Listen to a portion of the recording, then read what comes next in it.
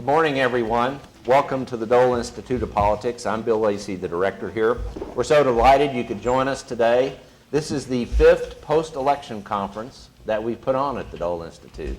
And I can tell you it's the director's personal favorite program. So it's something that we really enjoy. We got a lot of support from the community, and we thank all of you for being here this morning.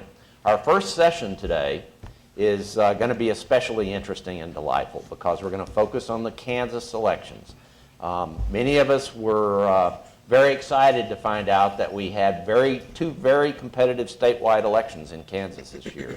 And in the past, we really don't cover Kansas very much. But with everything that was going on this year, we thought this is a great opportunity to pull in some analysts and experts and journalists and strategists from the campaigns to talk about what happened. So we appreciate your coming out to hear what they have to say this morning. I would ask you first, please turn off your cell phones. We don't want a cell phone going off during the discussion. We will have a Q&A session at the end of our session today. We'll take a break at about 11 or shortly after 11, at a natural break for about 10 minutes, and then we'll conclude probably around 12 or 12:15. We want to remind everyone that we'll have the Q&A period at the end. Please, we'll have microphones coming around. Raise your hand. A student with a mic will come and give you the chance to ask a question. Please, one question and make it very brief, no statements. Because we want to maximize time for our discussion, we put together a couple of nice handouts for you. I hope everyone saw these out on the front table and picked them up. This is a handout with all the bios of the panelists and then the program, the official program for this particular session. Because I'm not going to go into detailed introductions so we can save more time for discussion. On my left is Mr. Jim Jonas, who is a campaign manager for Greg Orman for Senate, and also with JKJ Partners out of Denver. Bryan Lowry, who's a reporter for the Wichita Eagle. Bob Beatty, who is the political science professor at Washburn University. Mark Dugan, who is a campaign manager for Governor Brownback. Joan Wagnon, who is the chair of the Democratic Party here in Kansas. To my right is Kelly Arnold, who is the chair of the Republican Party in Kansas. Dave Helling, who is a reporter of the Kansas City Star and also served this fall as our fabulous fall fellow. James Roberts, who is a campaign manager for Representative Paul Davis for governor. And James and I were talking about it. He actually got his start here at the Dole Institute 10 years ago, coming to Stephen Jake's study group on advanced work. So James, it's great to have you back here at the Dole Institute. Our good friend Burdett Loomis, political science here at the University of Kansas, and Sean Fitzpatrick, press secretary, Senator Pat Roberts. Please welcome all of our guests to our discussion this morning.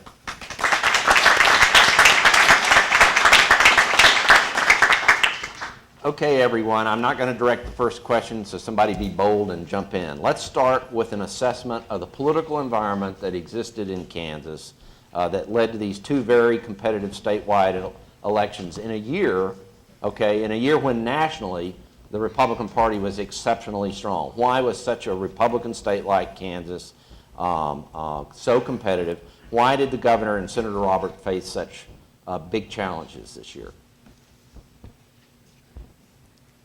Somebody? I'll jump in. I think the tax plan that the governor passed created a sense of concern about where we were going to go, and that became one of the early overriding issues, although not the only one.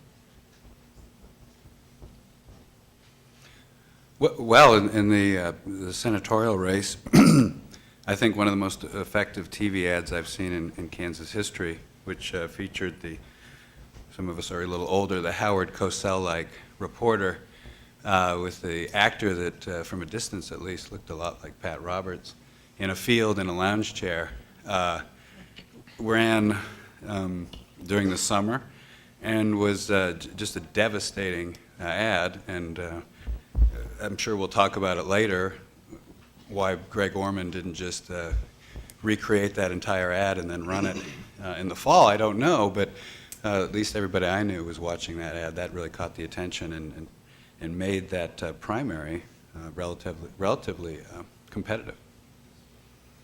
I think you have to put it in context. I think if you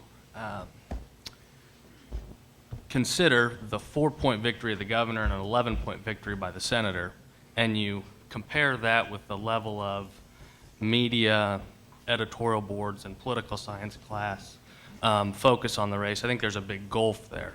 But from a clear electoral standpoint, while competitive and while interesting, I don't think the races were pretty solid victories by both Republicans, which really matched the national mood. Well, the governor's race came down to about 33,000 people, and you had, and it was about 50%, a little bit more than that, of all registered voters voted. So there would have been more people out there to swing it either way, either further in the governor's favor or maybe over to Minority Leader Davis's favor. I think the fact is you saw that there was a segment of the Republican Party that was dissatisfied with the governor. Now, people may have exaggerated how big that segment was, but it was clearly sizable enough to make it a competitive race. But the other thing that's true, though, and I think, Bill, your original question is what about the environment a year ago that may have led us to understand that this might be a competitive year. I think at our peril, we overlook the anti-incumbent mood that applies to both parties in this country. And I think a year ago, while we would not have projected that both of these races would turn out to be as competitive as they were, we could have projected that voters are deeply skeptical about their government, particularly at statewide levels. And so they are willing, at least, to take a critical look at incumbents and then reach some sort of judgments based on their performance versus what the opponents are saying. Sam Brownback and Pat Roberts are two of the best-known politicians in Kansas history.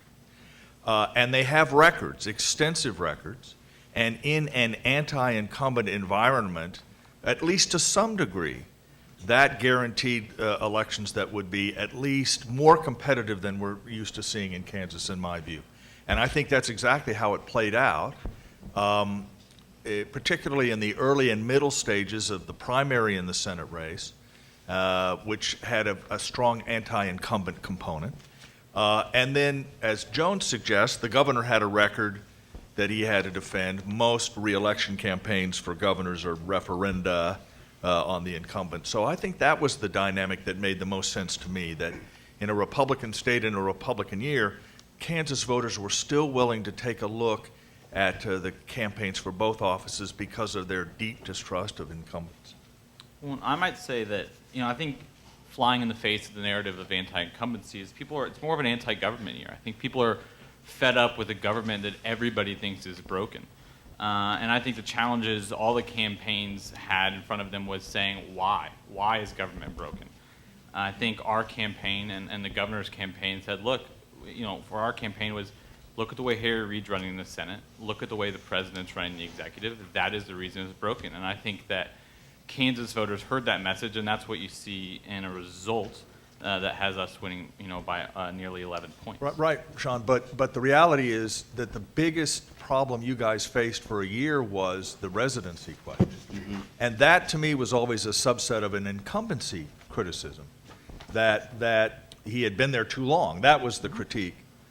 And in a normal year, that would have less resonance than I think it did in 2014 in Kansas, because Kansans are typically, particularly at the Senate level, familiar with the fact that senators don't spend a lot of time in their home states. They just don't. Nobody thought Bob Dole actually lived in Russell.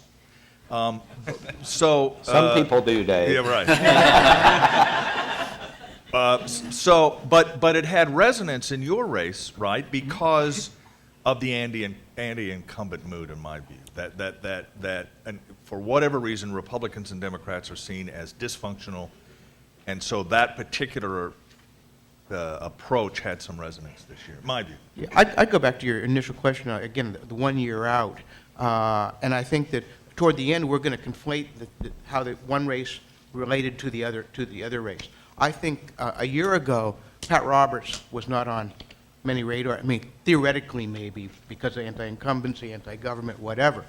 But to Paul Davis's great credit, I think he saw the numbers early on. He inferred where the numbers were going to go. I think he was probably conservative in where the numbers actually went, to tell you the truth. And I think he realized that even being a liberal Lawrence lawyer, having the gubernatorial nomination was going to be valuable. And he went out and pushed everyone out, out-prepared everybody else, and then a year ago was ready to run a really strong campaign, albeit in a very Republican state. Any other comments? Well, I do think Sean makes a good point that in the end, what the Senate race did become about was, why is Washington dysfunctional? And obviously, Greg Orman would get up there on TV and say that Senator Roberts was half right. Because essentially your pitch was, it's dysfunctional because of Harry Reid and Barack Obama. And then Greg's pitch was, it's dysfunctional because of Harry Reid, Barack Obama, and Mitch McConnell, and Pat Roberts. And so, in the end, there were enough voters who decided to stay with Senator Roberts to get Harry Reid out. But that was, I think, the appeal of Greg Orman, was this alternative to the status quo. And I would add that I agree with Sean where most people were. For Greg's campaign, where we were running against the system, it worked really, really well. But as soon as you guys were able to turn us into part of that system, it really became uphill climb. Well, let's move on. I want to focus for a moment on the Senate race. And Sean, I want to ask you a question. Did your team anticipate a tough primary or a tough general election when you began to kind of lay out initial planning for the campaign? I think absolutely. I think, Senator Roberts always says he doesn't take anything for granted, and we definitely didn't this time. It was a difficult primary. It's a difficult year, a difficult climate for that. And as far as the general goes, it was a very tumultuous deal. We had some definite shenanigans going on, I would say, with Mr. Taylor getting pulled off the ballot. And I think that was the moment. It kind of worked both ways. That was the moment it really nationalized the race. That was a tipping point in the race to a large degree. And it brought a lot of national attention. It brought a lot of national money into the race. And also, I think it woke up Kansans and said, they're trying to swindle us here. I think Bryan might be able to comment to this. I know he wrote a story pretty quick after the election about Anthony Hensley. They were commenting. There was a conversation within the Democrat Party, both Kansas and nationally, to move Chad Taylor off the ballot. I can definitely say, and Joan's here, and Joan may have a different comment, but I've talked to many Democrats who,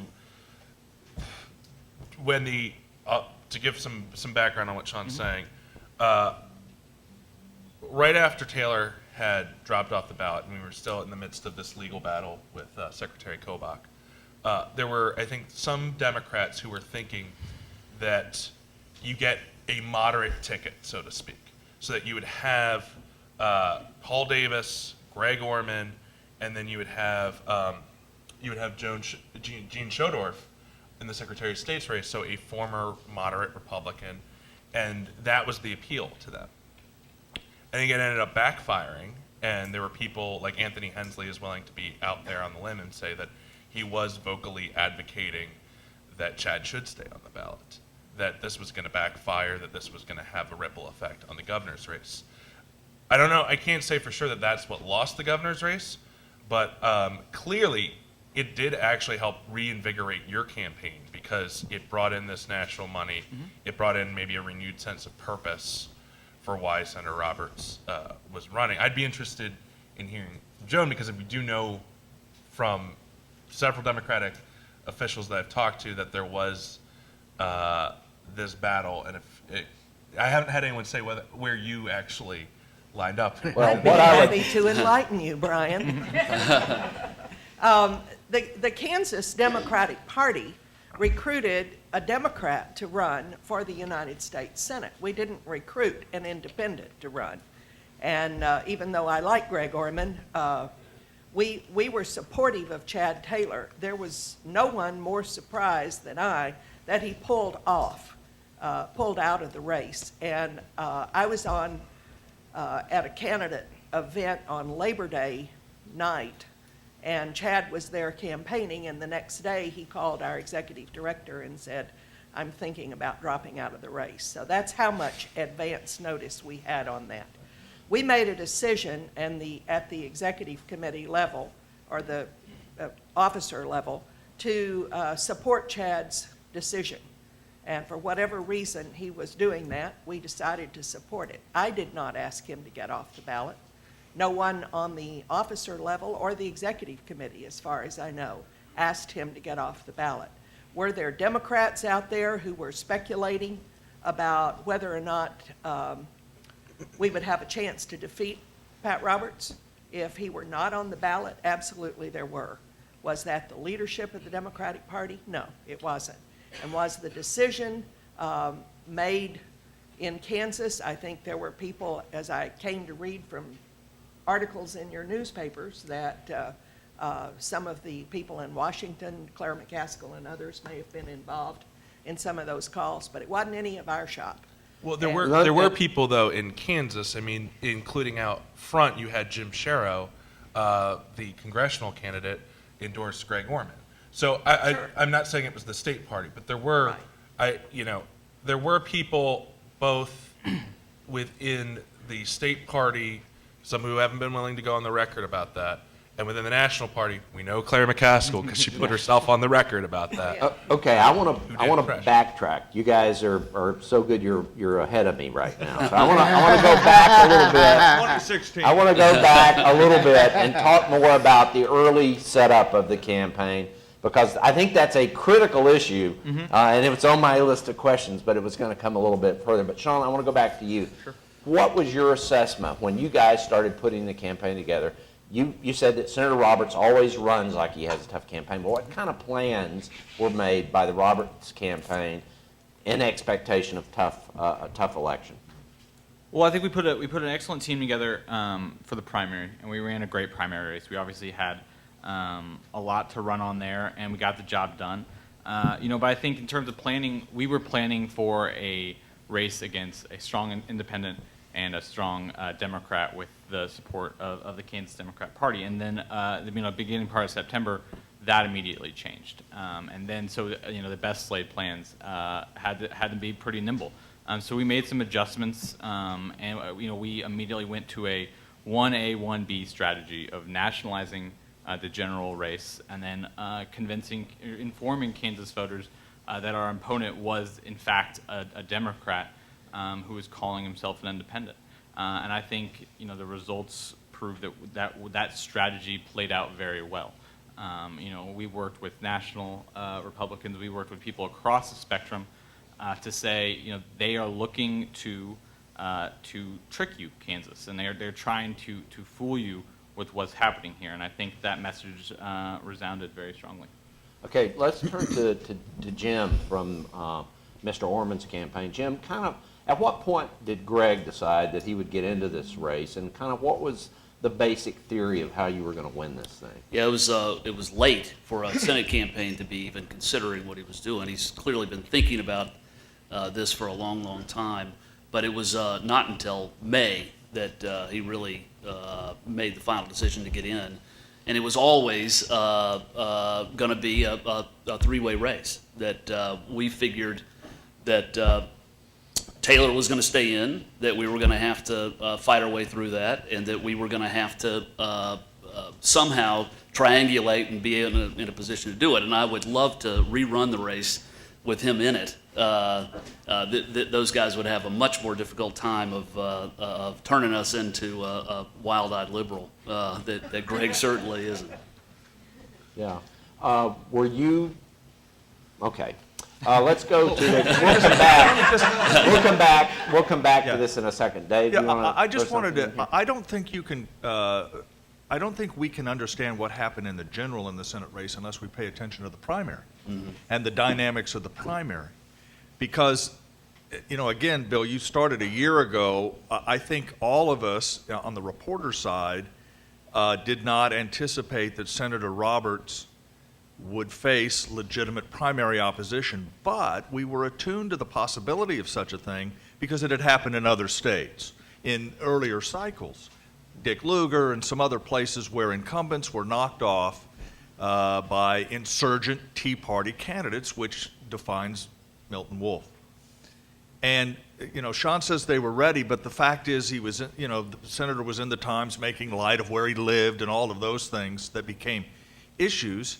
And, Milton Wolfe, who was a very flawed candidate, nevertheless was able to achieve, I think, 43% of the vote in the primary, keep Senator Roberts under 50% in the primary, which is astonishing for an incumbent in a Republican state like Pat Roberts. And for all the idea we put together a good team, Leroy Towns was fired a couple weeks later. I mean, I think there was a general understanding in the Roberts campaign that they needed to tool up for a very different general than they anticipated getting. And that's why the Chad Taylor dynamic and what you guys decided, in my view, was all a reaction to a perceived vulnerability that we saw in the primary. What Dave's bringing up, which is important, is as soon as they had the Roberts campaign had that reshuffling, it was a brand new campaign. Right. The strategy was completely different. How they dealt with media was different, and the message was much stronger, I would say, than it was during the primary, when there really wasn't necessarily a clear message other than the fact that Pat Roberts is the guy who. All right, and I guess served my you all argument these was, years. the argument I was trying to make is what we saw in Chad Taylor, Greg Orman, post-primary was informed by what happened in that primary. Mm-hmm. I don't think Chad Taylor, in a normal year, had Pat got 70% in the primary, maybe Chad Taylor stays in that race, because I think after the primary, people thought that Pat Roberts was particularly vulnerable. I want to know what some of the rest of you think that about changed. this. Well, I let me think the let me dynamic- quickly first say, I think there's that definitely fits the narrative. I think that in reality, it's a little bit more nuanced. Now, of course, we made some changes. We had a very different race in front of us when we had a reshuffling. I think Leroy Towns did a fantastic job in the primary, and it was a very difficult primary. I think primaries are always difficult. They're inter-family battles in which, Senator Roberts has a conservative record. He is a conservative, and then you have to go out and defend that. But he's also, he has served Kansas for a considerable amount of time, and that is, a perceived hit on him. And I would say it's a huge advantage to being a senator and to being a statesman, and it's one of the reasons why he did so well in a general. But I think at the end of the day, the race immediately changed as soon as Chad Taylor went off the ballot. It became a national race, and so we brought in some experts with a national background. And who All I'm used- saying, yeah. though, Sean, is Chad Taylor got off the ballot in part, in my view, because of what happened in the primary. No, What we I'm- saw happen in the primary convinced him that Senator Roberts was particularly vulnerable and would be vulnerable in a one-on-one race. Now, your challenge always was, how do you be a Tea Party opponent without being Tea Party, which, that's really, through the eye of the needle. But so I think if you're going to understand the Senate race in Kansas, you have to pay attention to what happened in the primary and how Milton Wolfe was able to get, Pat Roberts had never had a primary in his life, ever in his long career. I mean, maybe in 1980 he had one. But so the fact that a novice, non-incumbent, unknown person who was deeply flawed as a candidate could get 43% of the vote in a primary, I think informed Chad Taylor, which then changed your Well, race. That's and what let's go into that in a little bit more detail. Well, because that's can what I want. mention something So- about this primary before we move on? Pardon me? Can I mention something about the primary Well, before we move on? I want to ask a specific question, Bob, and then, yes, certainly. I want to know, Kelly and some of the others, what you thought. Senator Roberts was held to under 50%. So that's what I saw as the scary thing for the senator, was not just that Wolf got, 42 or whatever, but that the senator wound up under 50%. Right. What was your reaction? What did some of you think when that happened? In Kansas, we always have very contested primaries, and we're used to that. A lot of the elections are won in a primary in the state of Kansas. And so we're used to it. A few years ago, you had a Senate race between Moran and T. Hart, and as a party, it's how do you bring our party back together after a primary so we're all stuck together and voting for the same candidate going into the general.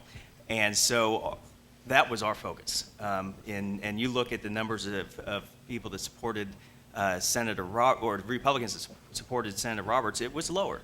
But by the time, I think, 2 weeks out from the election, I think we had over 80% plus of our Republicans back to supporting and reconfirming their support for Senator Roberts. The turning point definitely was when Taylor got off the ballot. He got off the ballot because he could no longer serve for whatever reason that was. A reason we were trying to find out as Republicans, because if he couldn't serve being a senator, how could he serve being a district attorney? But that is what brought in a lot of national money to the Republican Party here in Kansas, and that was definitely a change for us, because before, nationally, we only got, we may got 75 phones to use, but we ended up getting close to $1 million. We didn't change our campaign plan a whole lot, because for over a year, we'd already been doing voter IDs, contacting voters. We were able to expand that into a much bigger operation, where we ended up individually contacting by phone over 1 million voters, and we're able to, with the financial resources from the RNC that was given to us, go back, use that mail and use it for mail, and go back and touch each of our primary voters to make sure our core base stuck with us. Okay. Was anybody surprised that Senator Roberts only got less than 50% of the vote? Senator Anybody here? Roberts probably would. Okay, I mean, any of the rest of you, all of you have been deeply involved in politics in Kansas. I mean, did any... We were thrilled. It really did establish that as a race, and it turned it in. That's what I believe turned it into a national race, was him not getting above 50% of the primary.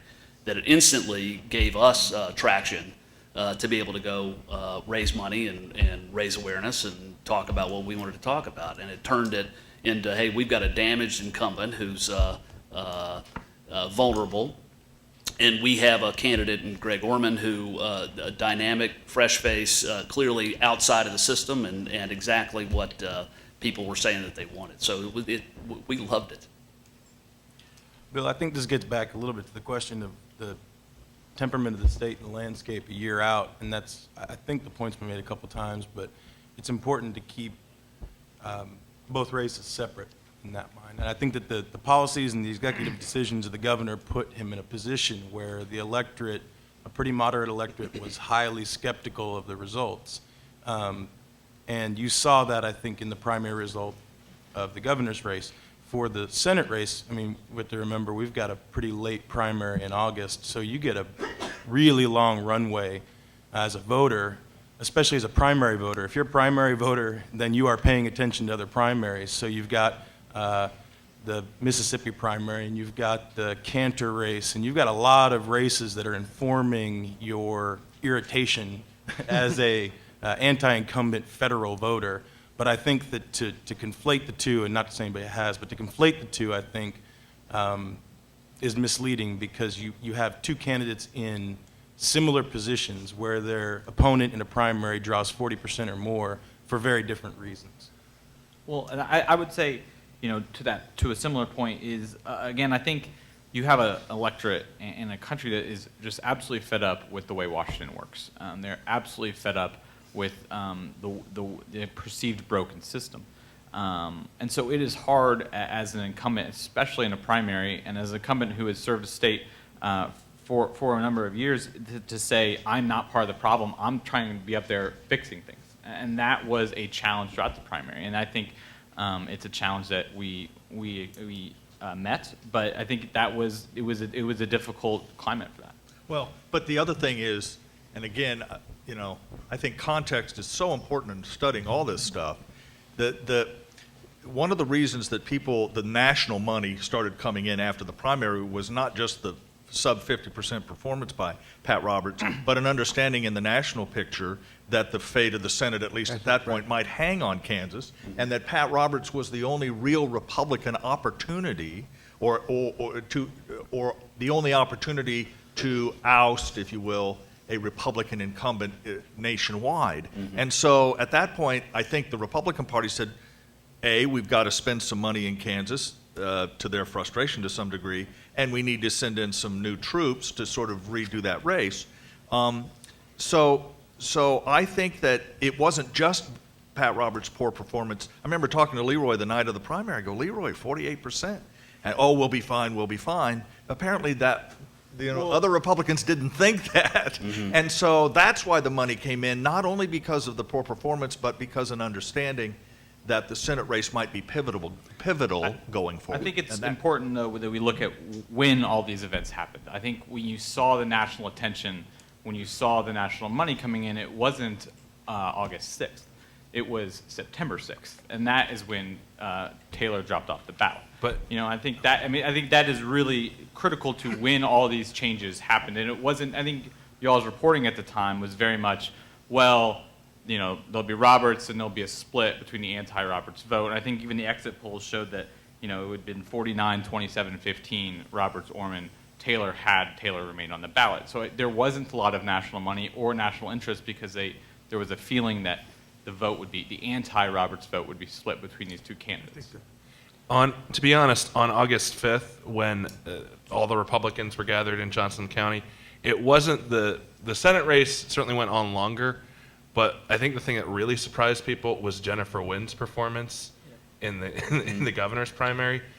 You got to keep in mind, Jennifer Wynn raised about 14,000 and was able to get, was it 36 or 37% of That's the primary vote? anti-incumbent, right. Yeah. And that was the anti-incumbent spirit. And so I think that was something that really rattled some people that night. Clearly you guys recovered, Mark. The thing I wanted to mention about the primary, it was a very fascinating primary. What was perplexing is how Senator Roberts got himself in that position. I received phone calls saying this, why rent a house? Why not have buy a small house in Kansas City so you can pop in there quite often? Why joke about this? The first article after the Milton Wolf, Pat Roberts said, I'm not vulnerable, but I'll run a strong race. I'm not vulnerable. So that was perplexing from the get-go, was there nobody in his offices willing to say, listen, the last 10 years, we're saying as a fact, there's this anti-incumbency, so the actions of Senator Roberts are completely unfathomable, to be honest, in his comments as well. So that, you say it was a difficult primary, it was difficult because of the candidate. So the candidate put his own team in this incredibly difficult position to the point where, they're quite wary of even having him be able to go on a radio show. And those effective ads against Roberts were using his own words. So we saw right off the bat the attempt to get Wolf out of the race immediately. With the first ad out of the Roberts campaign was the X-ray ad, with the hope that this guy doesn't know what he's into, he never planned on this, and he was very uncomfortable in that Tim Carpenter interview. This guy's sweating. Let's get him out right off the bat and be done with this. And he stuck. He stayed. To Wolf's credit as a candidate, but I guess that we have the what ifs. What if Milton Wolf was again, no offense to Milton Wolf, was a really good candidate who hadn't poked fun at people's X-rays. I think to the question of that 48%, I think Pat Roberts probably, it's very likely he would have lost. He just could not have overcome the situation he'd put his own team in going into that primary. So that's what I wanted to say about the primary. That's what made it so fascinating. Okay, any other thoughts on this subject? Because I want to move to, any other thoughts on this subject? I guess I really do think that as someone who has, talked to Pat Roberts a lot over the years and liked him very well, I do think that he's always trusted this homespun humor to be very effective. And in contextual humor, Pat Roberts is as funny as anyone. But he's older. I don't think it worked as well, to tell you the truth. He'd make a glib remark, and he wasn't used to that being reported and then used in a political way. And so I don't think he ever really regained his footing on that basis. I do think the campaign regained its footing tremendously well and did what it needed to do. But I think that I'd echo Bob's point that whereas with the governor's race we're talking about policies, in the end we're talking about a referendum on an incumbent and one that looked somewhat shaky. And I think, while I understand your all points, I think at the end of the day, Pat Roberts, and those of you who know him, I think most of you do, it doesn't get to be more of a Kansan than Pat Roberts. And I think as you understand, yes, I think there was some, missteps here and there. But by and large, people in Kansas know Pat, they trust the senator. And I think that is why, all the what-ifs are what-ifs, because he won the primary by 6% and then the general by 11%. And I think that those are the numbers that matter at the end of the day. I want to, we'll come back to the Senate race a little bit later, but I want to move over to the gubernatorial race. And we'll call on Mark and then James. Mark, can you kind of lay out from the governor's team's perspective what you guys felt you were going to be up against, and kind of some of the initial planning that you did and the basic strategy that you laid out for the campaign? And take a few minutes to do that. Sure, happy to. Well, I think we always anticipated a tough primary. The governor didn't leave the Senate to run for governor for the sake of taking page pictures. He ran for governor to accomplish things that he felt like needed to occur for the state. Certainly, that was a change in tax policy. We passed CAPERS reform. We passed Medicaid reform. We did lots of big things, all of which have constituencies. And I think what you've seen over the last 4 years is a relatively aggressive, maybe I should make a distinction between the reporters and the editorial class of the state. Feel free. Yeah, sure. People tend to conflate us. I don't know if you've ever noticed that. But I think there's been a pretty aggressive strategy, I would say the left writ large, the academic class in the state, to really make this a referendum. And so I think we knew, certainly going into the election, we were going to have a tough election. And Paul Davis, we always felt like the governor and Paul have a warm relationship, and felt like they put together a very good team and expected them to run a very good race, and they did, in our opinion. So putting together that team, we always felt like we were going to have a very good ground game. And we've invested a lot of personal time and effort in the state Republican Party, which is a vehicle, just as the Democratic Party is, primarily for statewide candidates, and in particular for a gubernatorial race. And we've got a great state party. Kelly Arnold does a great job. Clay Barker and Heath Cole, who are in the room, also do a very good job for the state party. So we invested a lot of time and effort developing that infrastructure. But also we spent a lot of time on fundraising. And I think to Bryan's point on the primary results, Jennifer Wynn didn't raise very much money. We spent essentially $0 doing any advertising pre-primary. So I think Jennifer Wynn spent about $5,000 on TV, so I think she outspent us in the primary. So I think in general, we knew that we had to do several things. One, we had to make this the governor decided early on that he was going to embrace his record as he ran for re-election. He believes in the policies he ran on and embraced the record he ran on. So we ran a race based on those things. We developed a very detailed plan for a second term, following up on roadmap for the first term on roadmap 2.0, and we were very aggressive about putting out those policies for folks. I think, interested in James' perspective on this, we felt like it was important for us as a gubernatorial candidate to walk out a plan, one, run on your record, but two, tell people what you're going to do. And we feel like in the end, over the 4-week rollout of Roadmap 2.0, that was very well received and will serve as a governing document for the governor moving into a second term. Overall, we felt like we need to tell folks the story about the governor's record. We needed to make this election a choice between two candidates with very divergent plans for Kansas. And towards the end of the campaign, we needed to make people understand the vast array of things the governor does, including appointment of judges, including changing of welfare policies. And I think from a Kansan's perspective, a very robust and aggressive campaign for governor like this campaign was very helpful. And it was a referendum on the governor and his policies, which folks endorsed in this election. It was also a very clear choice. Paul Davis, Sam Brownback, people in Kansas didn't have any wonder where Sam Brownback was on taxes. Sam Brownback wants lower taxes. Paul Davis had a different plan on taxes. Sam Brownback wanted less spending. Paul Davis would spend more. Paul Davis would spend more on schools than Sam Brownback would. Paul Davis would expand Medicaid under Obamacare. Sam Brownback did not run on that. So from a Kansas perspective, people had choice A or choice B, which were extraordinarily divergent views of the future of our state. And so from an electorate or a political science perspective, I think it was very good, a very good, robust campaign that folks had a choice to make. And so that's what we really felt like. If we were able to lay out those choices of views of government, of views of social policies, that we would be successful. I think our strategy borne out. But I do want to reiterate, I think Paul Davis ran a very good campaign. I think James and his team did a very good job. They raised a lot of money.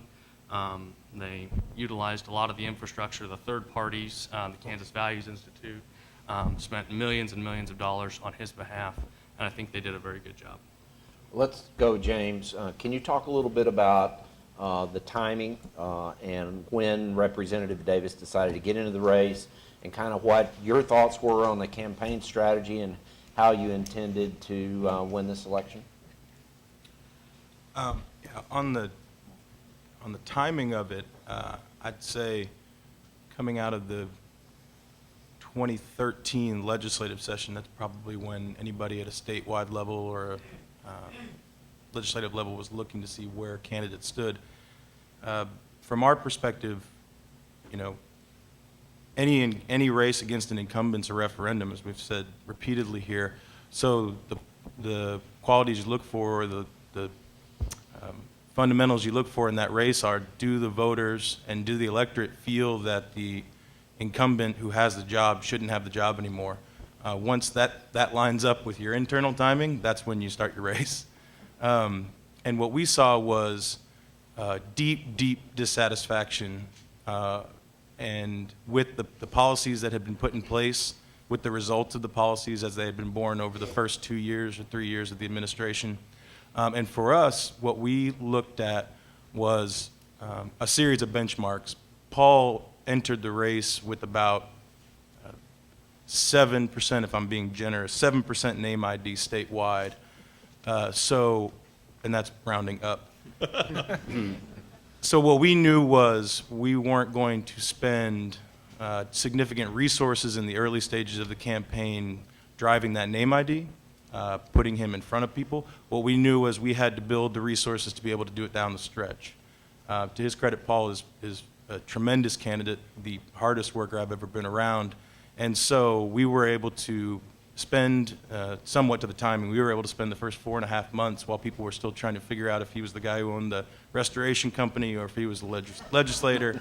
We were able to build significant resources and raise the money. We knew that if we did, that we were going to hit a second leg of the race in a position to build on that.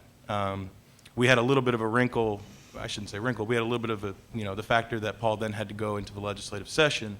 So there was a period of time you have to navigate there. Certainly the governor faced the same challenge as far as from a campaign's side. But we knew that if we turned the new year and we had built resources, we were able to communicate and we had put Paul on the map, then we were in basically an 8-month race to the primary. We felt that the governor was going to face a difficult legislative session, was going to face a difficult early summer period heading into the primary. We certainly didn't think that Jennifer Wynn would take so much of the vote, but we knew that the electorate's mood was pretty sour on the policies. And I think that it was, what we saw under the hood was it was more than just anti-incumbency. I don't think, absent the senator's race, we didn't see any other statewide incumbents face the same challenge. So I would stop short of saying it was sort of just the anti-incumbency that drove it. I think what you saw was a referendum on the policies. for us, and I think Mark made a great point, they were at a really great ground game. I think that for a Republican candidate in a Republican state to not take that registration advantage for granted is a smart thing. I do think that as we turn the corner, and Sean, I think the note was made that there was no money spent on August 6th. We saw a significant amount of money spent against us on August 6th. And that sort of cascaded from you guys were fortunate because the $500,000 that was spent by some third party in July sort of cascaded into what we saw. And, our introduction of a national narrative began a little earlier. We saw it, day after the primary, and we saw it with the RGA introducing, television ads.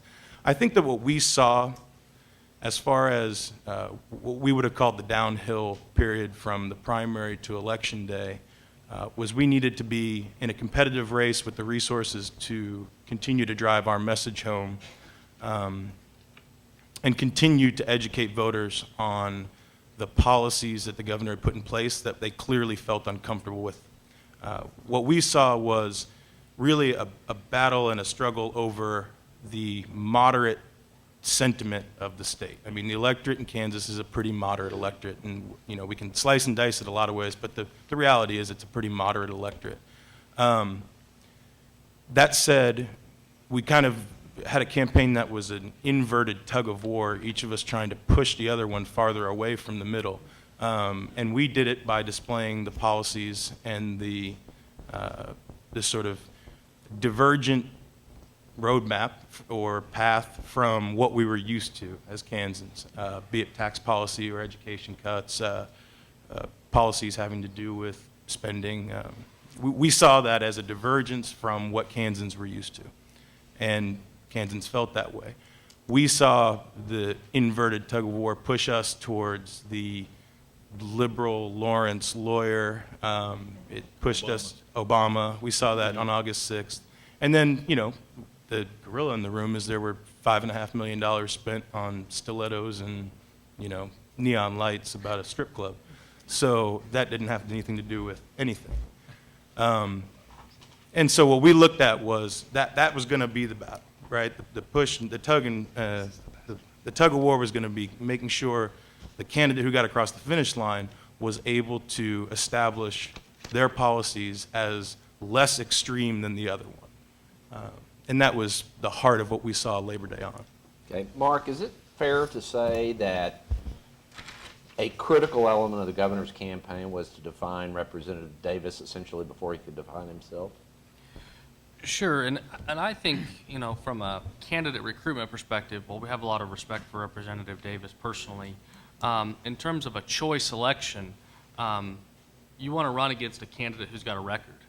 And Paul has been in the legislature for several years, and so the opportunities to highlight that record, just like the governor has a record that he's run on, Representative Davis, well, I think, sought the middle, candidly had a record that was representative of his Lawrence district. And he received the Sierra Club endorsement on multiple times, voted against the coal plant, voted for several tax increases. And I'm not being, so those are kinds of things that made it easier for us to do what you discussed in terms of make a case that the governor certainly embraced his conservatism, and so we made the case that Paul Davis was a slightly left of center, and that was made basically by his record. Okay. James, I'd like to get you to comment from your perspective. You kind of commented already on that, but add a little bit more thought on if you guys thought that one of the central elements of the campaign against you was going to be to define Paul before you could, or attempt to define Paul in a different way than you felt he was. What did you guys try to do early on to get that definition more out there?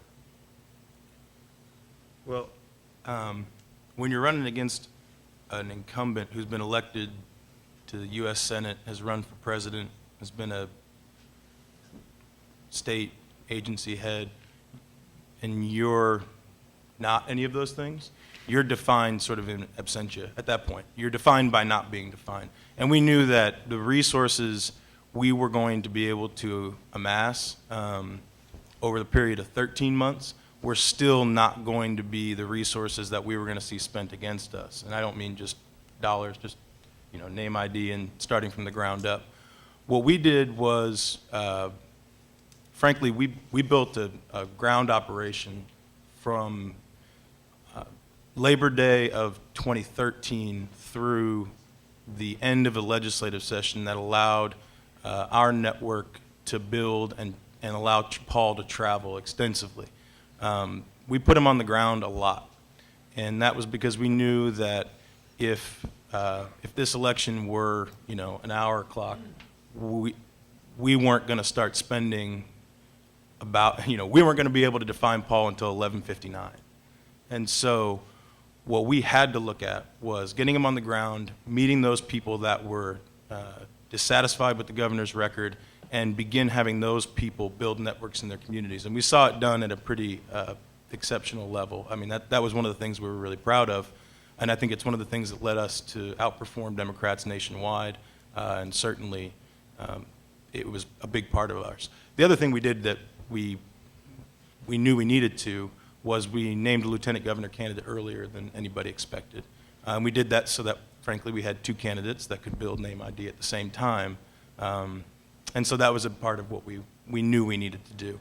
I mean, defining us, I think, Mark, you've done a nice job of explaining sort of the policies and the things. We knew walking into it we had a record that was going to be picked apart. Anytime you've got 12 years in any body of government, you got a record that's going to be picked apart. That said, I don't think we faced anything that we couldn't have written 2 days before we got into the election. We knew what was coming. We knew what we were going to hear. I think that was part of it, I mean, when it's, again, the sort of drumbeat of the Lawrence liberal, the Obama, coming from a press secretary who lived in Lawrence, was, this is what we knew was coming. So we just had to keep building our organization on the ground. Okay. I'd like to get the rest of you to give your thoughts on what you've heard then in terms about kind of the anticipation of the intensity of the race and the thoughts that Mark and James have shared with us. I think, and this is not going to be the most popular thing to say, but I think the Davis campaign left itself vulnerable to a lot of these attacks by the Brownback campaign. You see, Bob has his collection of mailers here. There's a child looking at a topless bar. So there were these very aggressive attacks by the Brownback campaign, by the RGA. You don't underestimate the impact of the Carr Brothers ads in the Wichita area. That had a big impact. But there were a lot of moments where things you could have done for free to define what Paul Davis wanted to do as governor. I would go to people, talk to them at events. They weren't necessarily clear, even people who were supporting him, what he wanted to accomplish as governor. And I think there were people who would have been on the fence there who you could have gotten if you gave them something a little bit clearer. The instance that best defined this for me was we had this press conference. We were all called to the State House reporters, a school in Topeka, and they handed us a sheet that had all these articles cited, and the articles cited were written by all the people in the room. So we already knew all this stuff, and Paul repeated something a speech that we'd heard before, and then when we were asking him questions, and you can find this on the Capitol, not to support one of our competitors, but you can find this on the Capitol Journal's website with John Hanna from the AP eventually getting frustrated and yelling at Paul saying, what is the tangible goal? And we didn't get a clear answer on that. And I think if Paul had really, I think the vulnerability was it would have allowed the Brownback campaign to attack that. But I think if you had offered people, this is what I want to accomplish as governor, really offered them a vision, I think you might have won the election. Anybody else have any Well, thoughts? the tax issue is always a great issue in Kansas. Democrats have used it effectively, going back to Bob Docking defeating William Avery and John Carlin looking in the camera and holding a utility bill. And I had my students showed them that ad. They'd never seen it before, and they said, let's use that. That's an ad that could be used in 2014. So, you know, Carlin was so effective because he looked a little angry, and he had a specific issue, and he looked, and then the camera zoomed in, and he said, your utility bills are going up. So that was able to tangibly tie a voter into an issue. I think with the education issue, it's important. A lot of moderate Republicans say education is important, but if you step back in Kansas, our schools overall are pretty darn good. You know, I have 2 kids in high school. There's issues, but it's a little tougher sell than to hold a utility bill. It's a little bit of an existential issue. So I think that was tough to really make education. I know education versus John Carlin holding a utility bill. My students thought the utility bill was pretty effective. I think the Republican Governors Association ads were really played a key role. They were very well done, and there was over $5 million of them, and they were very consistent. And of course, one of them was the strip club ad, and it ran right after, you know, the strip club was reported, and the key was Governor Brownback didn't have to do it. You know, he was able to run a relatively a 70-30 positive campaign through his ads, 70% overall theme positive, whereas from the KVI and KNEA and then the Republican Governors Association, those ads were 90% negative. And that's an interesting dynamic in the modern campaign we don't see back in the 70s, is back in the old days, a candidate had to figure how negative should I be and how positive people might not be happy if they'll blame me if I'm negative. You don't have to do that anymore. The candidate can be positive and then allow the third-party group to come in with just more money than the candidate himself is spending and just bring out the howitzers. And these are howitzers, and I'm arguing they're very effective. You know, obviously having the kid look over and see the topless, and we also saw them at the state level. The ones in my district on the Weigel-Hemsley race were absolutely, you know, I haven't seen anything like it, you know, but Kansas can be relatively tame. So an interesting dynamic was the dynamic of the third parties sort of in many ways being the negative voice, allowing Governor Brownback, who is often, if you interact with him, a very positive guy, so it allowed him to be more natural in his ads and how he came across, and then still go after Paul Davis. I think that was an important part of that. I got one question to ask James and maybe Joan, but when did you know personally about the strip club story? When it was reported. When I saw it on TV. Yeah. That was my understanding. Can I just quickly, you know, the strip club stuff was a dynamic in the race. I don't think I think one of the things we need to keep in mind is, and this is true across the country, but certainly in Kansas, is that Barack Obama is deeply unpopular in this country, deeply unpopular. And for all the discussion about the governor's record and tax cuts and all, the reality is that most people will tell you probably today that the one thing they know about Paul Davis is he was an Obama delegate. Mm-hmm. Which, you know, when that sort of line first surfaced, I think most of us in the reporting community scoffed. You know, he was an Obama delegate, like he was a commissar or something. But the reality is that both Paul Davis and Greg Orman faced the same campaign tactic. Davis with a record, Orman completely without a record. And that was that their opponents both linked him, Greg Orman and Paul Davis, directly with a deeply unpopular incumbent president. And it stuck. Third-party ads, you know, debate appearances, and I'm not sure there was ever an effective counter to that argument by either campaign. Maybe, Jim, you would know, or you know, that was, and I think that was predictable a year out, that in essence, both Republicans, incumbents, would need to nationalize this race and make their opponents about Barack Obama, and it worked. Okay. In both races. Yes, we're going to take a break. I have on my watch 11 o'clock.